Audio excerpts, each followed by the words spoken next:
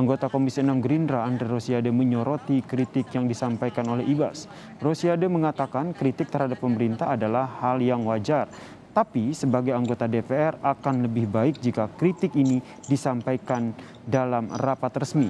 Andre menilai jika Ibas hadir dalam rapat, maka kritik bisa langsung tertuju pada perwakilan pemerintah yang hadir. Ada beberapa hal yang ingin perlu menjadi ketidakhadiran Mas Ibas di dalam rapat Komisi 6 ya itu berpulang kepada beliau sendiri. Yang jelas kami tidak ada keinginan untuk menyinggung siapapun ya.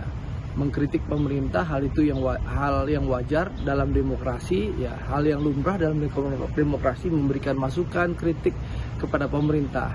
Kami hanya mengajak sesama kolega agar kalau bisa yang bersangkutan hadir di ruang rapat Komisi 6 sehingga bisa lebih intens dan lebih direct memberikan masukan maupun kritik kepada pemerintah. Itu saja maksudnya.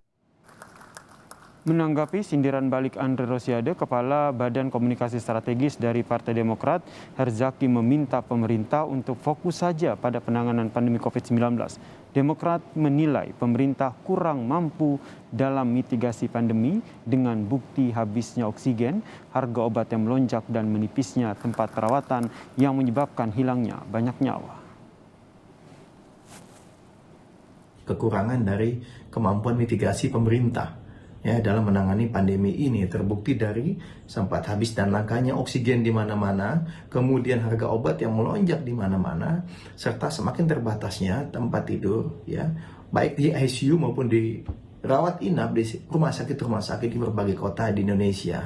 Bagaimanapun ini telah menyebabkan banyak nyawa yang hilang ya karena tidak mendapatkan akses kepada oksigen dan juga tidak dirawat secara proper atau secara layak di rumah sakit karena memang ketersediaannya tidak ada gitu.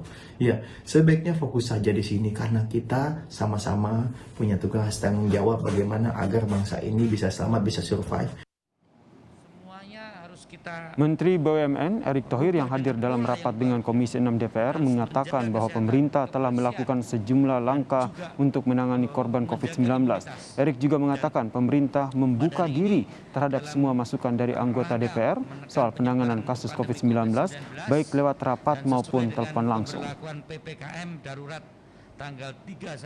Dan tentu samalah pada saat kritikal ini ya kita harus lakukan segala hal. Karena itu kemarin juga kita coba liaison bagaimana misalnya membuka asrama haji, atau kemarin juga kita berinisiasi mengecek juga yang ada di belakang Taman Anggrek ya, hal lain ini kita lakukan dan saya sangat terbuka dan seluruh jajaran saya untuk ada tentu tadi support atau masukan dari Komisi 6 secara kontinuitas baik secara rapat resmi seperti ini ataupun melalui jalur-jalur yang biasa kita lakukan, apakah telepon langsung dan lain-lain, karena pada saat ini percepatan. Sebelumnya, Saudara Wakil Ketua Umum Partai Demokrat sekaligus Ketua Fraksi Demokrat di DPR, Edi Baskoro Yudhoyono atau Ibas, mengingatkan pemerintah soal penanganan COVID-19. Dalam keterangannya, Ibas tidak ingin Indonesia sampai disebut bangsa yang gagal. Ibas mempertanyakan kapan Indonesia akan bebas dari ganasnya pandemi COVID-19. Ibas juga bicara soal banyaknya warga yang sudah divaksinasi tetapi tetap terpapar COVID-19.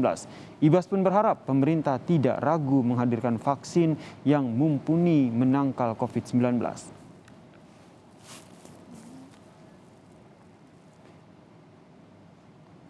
Kritikan Ketua Fraksi Partai Demokrat Edi Baskoro Yudhoyono soal penanganan COVID-19 yang bisa berujung pada kondisi bangsa yang gagal atau failed nation ini direspons oleh sejumlah politisi DPR, Saudara.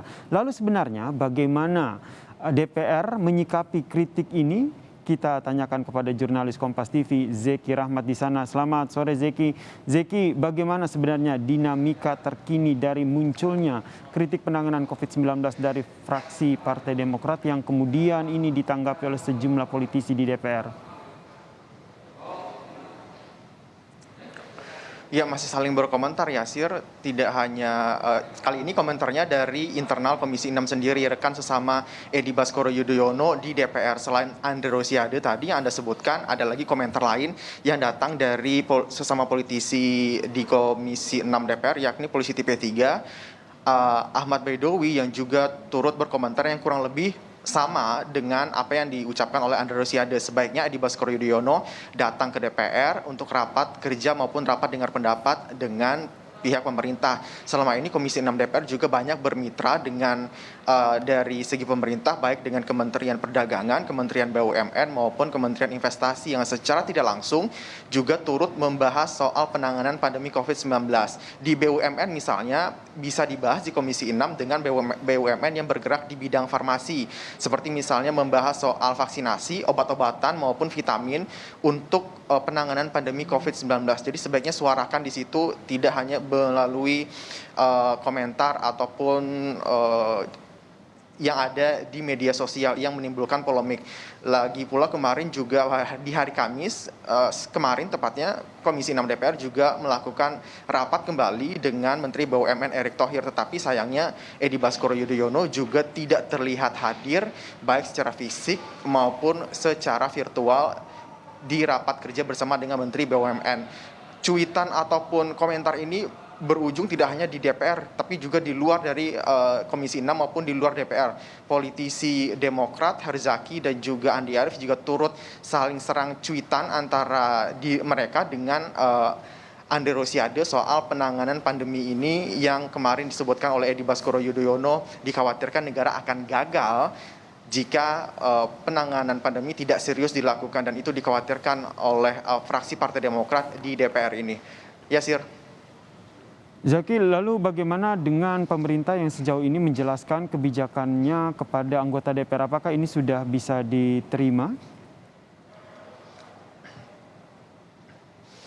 Ya, sebenarnya dalam rapat kerja maupun rapat dengar pendapat, pemerintah dalam hal ini beberapa kementerian terkait sering melakukan dan juga menjelaskan kepada DPR apa saja yang sudah dilakukan langkah-langkah untuk penanganan pandemi di tanah air. Seperti misalnya pada hari Senin kemarin, Menteri Kesehatan Budi Gunadi Sadikin juga turut memaparkan di tengah tingginya angka penularan COVID-19 saat ini, beberapa masalah dihadapi oleh pemerintah seperti misalnya kelangkaan oksigen.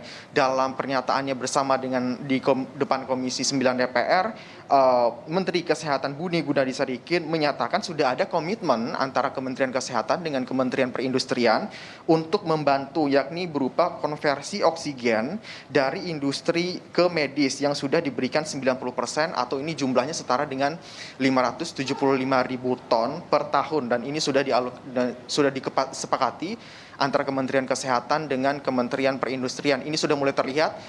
Kalau kita lihat ada PT Krakatau Steel yang juga sudah melakukan pengisian oksigen untuk membantu penanganan pandemi di ibu kota. Lalu juga ada permasalahan lain yang disebutkan oleh Menkes di depan Komisi 9 beberapa hari yang lalu, seperti misalnya ketersediaan tempat tidur.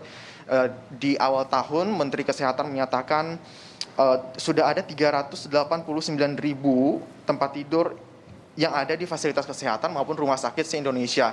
Itu 30%-nya sudah dialokasikan untuk penanganan COVID. Tetapi seiring dengan tingginya angka positif COVID-19 hingga saat ini itu terus dinaikkan jumlahnya, dan ada beberapa lagi yang dijelaskan oleh Budi Gunadi Sadikin soal kelangkaan obat, seperti misalnya beberapa waktu terakhir ada kelangkaan obat ivermectin yang dijual oleh penjual dengan harga di atas eceran tertinggi, bahkan 6 kali lipatnya. Menteri Kesehatan menyatakan sudah ada aturan yang dibuat untuk mematok harga eceran tertinggi untuk obat-obat penanganan COVID-19, dan ini juga sudah bekerjasama dengan pihak kepolisian untuk menangani pedagang-pedagang ataupun produsen yang nakal memainkan obat penanganan COVID-19. Terakhir soal vaksinasi yang juga turut dijelaskan, bulan Juli ini sudah ada 1 juta vaksinasi per harinya yang sudah dicanangkan oleh pemerintah, dan itu akan terus dinaikkan di berbagai daerah, termasuk di bulan Agustus pemerintah mematok 2 juta vaksinasi yang akan dilakukan oleh pemerintah, dan jumlah itu dinaikkan 2 kali lipat untuk menggencarkan vaksinasi dan guna